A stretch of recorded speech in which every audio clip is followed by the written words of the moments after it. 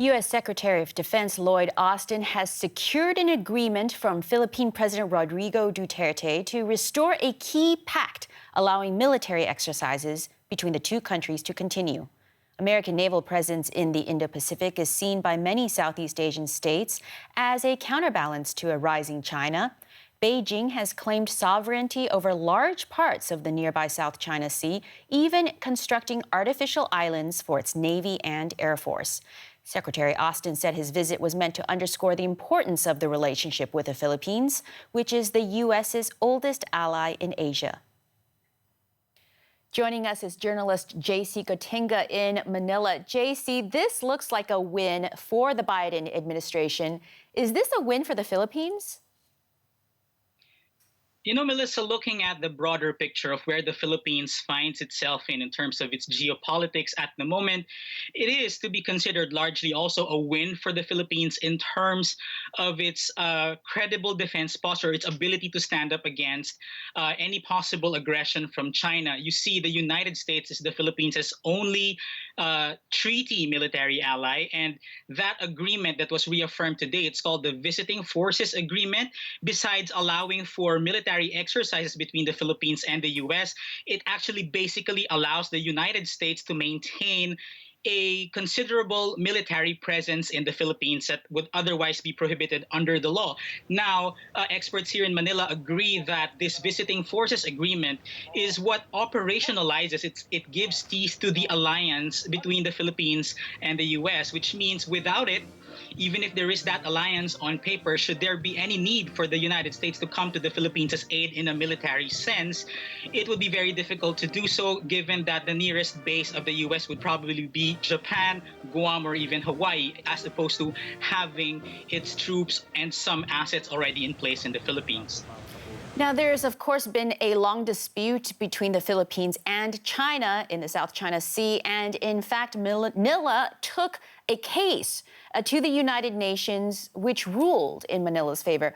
Where do things stand with those contested waters? Do we have fishermen out there? Do we have military patrols out there? Well, in recent months, the Philippines has stepped up patrols in what it calls the West Philippine Sea. This is the area that the United Nations Tribunal affirmed to be the Philippines' rightful area within the South China Sea, including its 200 nautical mile exclusive economic zone and other territories that are disputed by different countries in the area.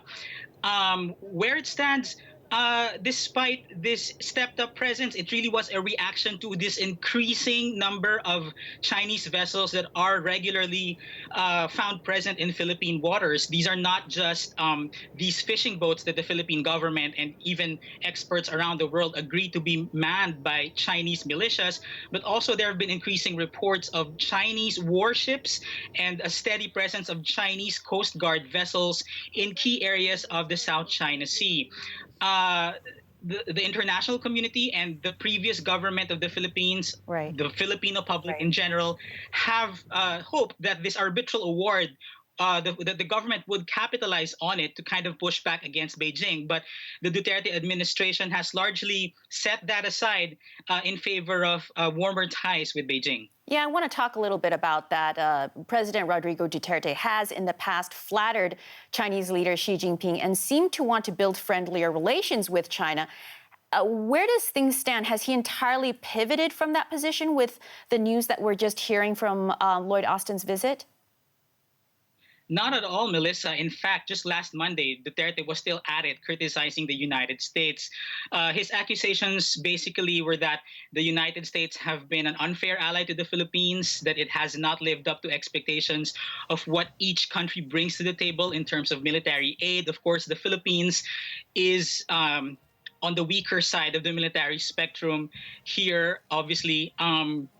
But yeah, Duterte maintains a very friendly stance against or towards China. He calls Xi Jinping his friend. In fact, he once said that he simply loves Xi Jinping, and it's a consistent theme throughout his addresses, his rhetoric. Whenever he's confronted with anything relating to China, he is always sounding favorable to Beijing. It sounds like he's trying to win both the United States and China and play both sides. J.C. Gotinga, thanks so much for joining us.